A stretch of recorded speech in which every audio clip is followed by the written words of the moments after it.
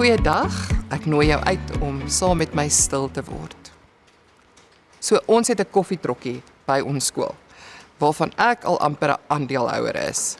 En as ek dink oor hoeveel geld ek al in my verknogtheid aan koffie gespandeer het, so vroeg in die oggend, dan besef ek, dit tel nogal tot 'n redelike bedragie op. Dis 'n bedragie wat eintlik redelik maklik gerepurpose kan word. Wat daardie geldjie alles kan doen, is eintlik ongelooflik. Daar is mense wat gedien kan word. Daai geldjie kan 'n instrument van seën word. Wat as ek iets soos my koffiebegroting 'n seënbegroting maak?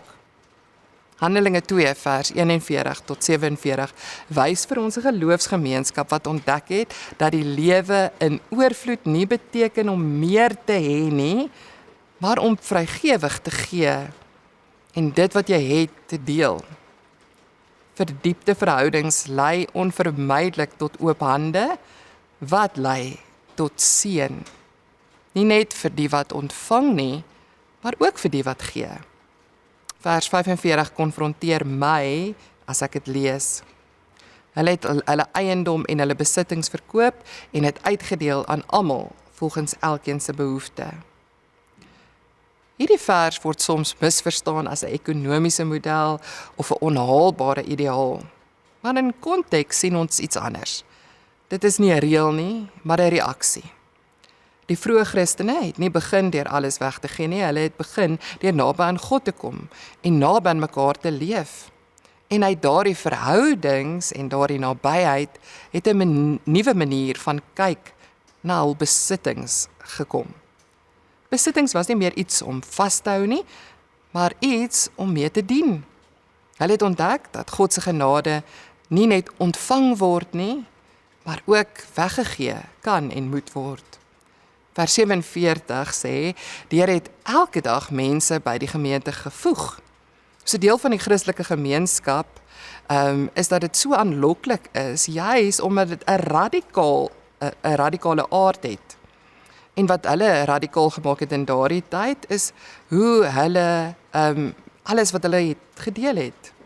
Een van die radikale aspekte van daardie gemeentes was juist dat hulle hierdie besittings nie so styf vasgehou het nie, maar dit gesien het as 'n instrument van diens en seën.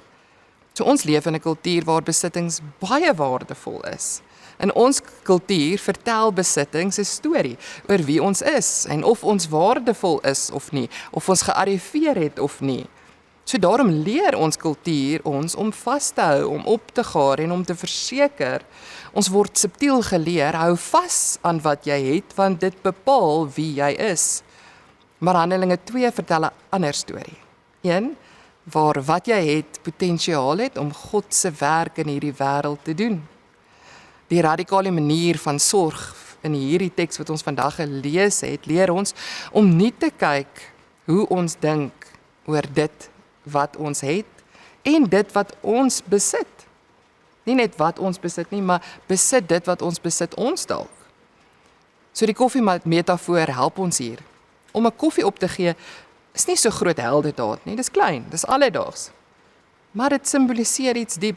Ek kies om minder vir myself te neem, sodat iemand anders meer kan ontvang.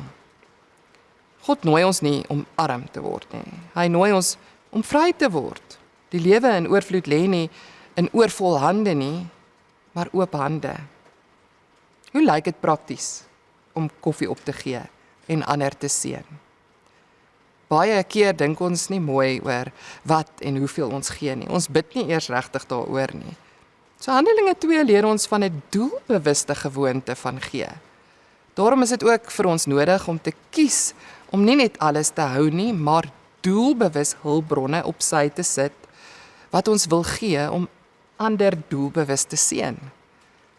Gee gaan ook nie oor ons nie, en daarom moet ons nie erkenning daarvoor soek nie op sosiale media nie. Ons moet dit gee sonder om 'n applous te verwag.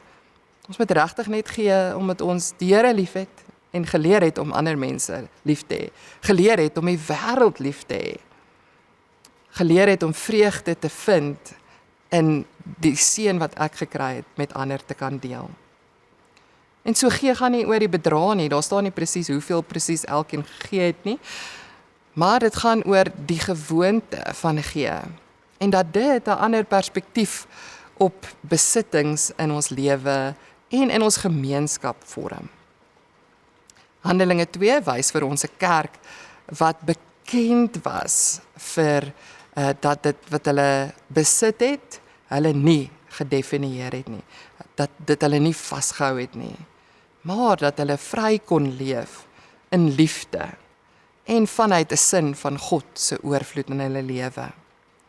Hulle het ontdek, hoe nader jy aan God leef, hoe losser hou jy aan dinge vas. Ek wil dit weer sê.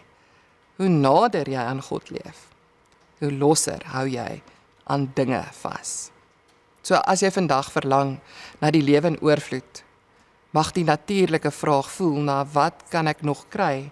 Maar vandag se teks vertel dat oorvloed vloei uit die deel van wat ek het. Die deel van my menswees, maar ook my besittings. Kom ons bid saam. Ag Here, leer ons die gewoonte om te gee. Leer ons om U te vra hoe ons wat ons het kan deel. Amen.